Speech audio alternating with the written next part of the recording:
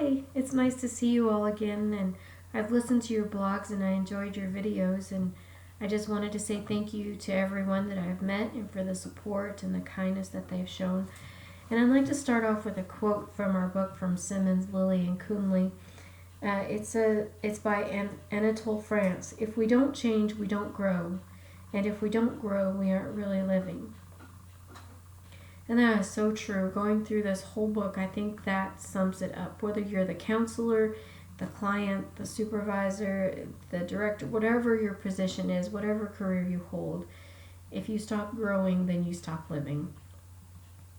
And I think as a counselor, what I would like to contribute to the field is a place of security where clients can come and find a place to grow, find a place to maybe learn about themselves and learn about how to develop beyond the experiences that have happened to them. I know that personally, developing beyond experiences that happen to you can be very challenging, and without a good support system, it's not very likely that you can come through on the other side successfully.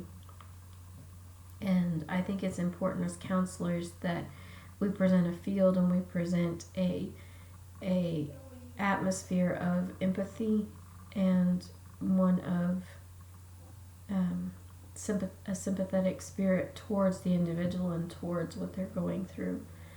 I think the most meaningful chapter to me, there was two, but the most meaningful one was chapter 7, where it talked about health assessment and self-care. And it was a real eye-opener for me, because going through and doing those assessments and the wheels, and there's a lot of areas personally that I still need to work on. And it's good that I'm able to recognize those, because if I'm unable to recognize that I need self-growth and that I need to present self-care in a better way, or change this view to, physically, personally, whatever, then I can't teach that to my client. I had a pastor once tell me, you can't sell what you don't have. And that's really true.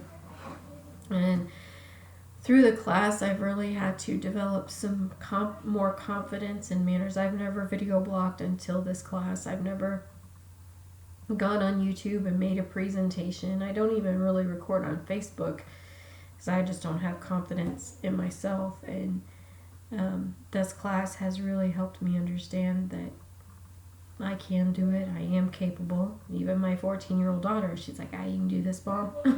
She came in and taught me how to do some things, and that was really great. God had made her a blessing to me, and she didn't even realize it. Personally, I'm different because through this class, because I watched y'all make these blogs, and how you came across with some insecurities and confidence, and you presented your material in the best way you could, which we all did, but it made me understand that I'm not alone, and that everyone can grow, and there's always room for improvement no matter where you are. And coming through the self-assessments and all the other aspects of this chapter, I have learned a lot about myself and my interactions with people, and how I need to learn better communicate. And I think one of the things that I really pulled from this lesson is that just because you believe something doesn't mean somebody else has to believe the same thing you did. And sitting back and allowing someone to talk and tell you their perspective or their beliefs, and not taking it personally, is a key component to learning how to have a conversation with somebody. And I think that as a counselor, that is really important, not to be able to shelve your beliefs, but to understand that those are your beliefs and not your client's beliefs. And so there was a lot of things that really came out of this course. Too many to elaborate. I think in the future, if everything goes well, that I'd like to study like neuroscience and the neuropsychology side, because of how the brain and everything impacts the body. To me, it's just fascinating, and it has more of a personal aspect in my life, as my daughter has a neurological vision deficit and has anxiety and depression because of this. And just understanding how our self-worth and our self-care ties in with the mind and the body and the soul, and how all of these things have to come together to function to make you a whole person is really intriguing to me.